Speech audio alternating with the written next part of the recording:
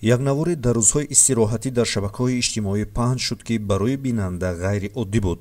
Як мард дар он иддао мекард, ки бо Худо на як бор, балки чанд маротиба вохӯрдааст ва бо ӯ мулоқот кардааст. рафтам назди Худованд.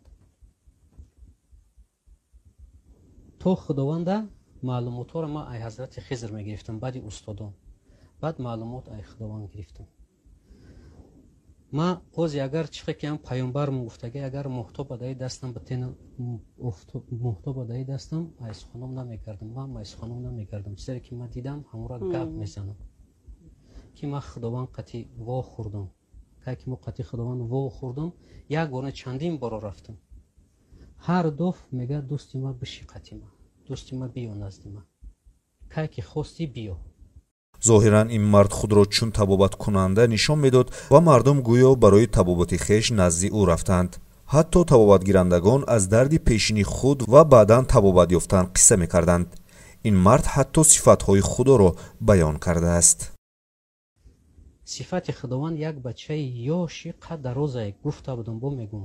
Ва як бачаи қад дарози ёшай. Мӯи сараш зарчаи сирхчарангай.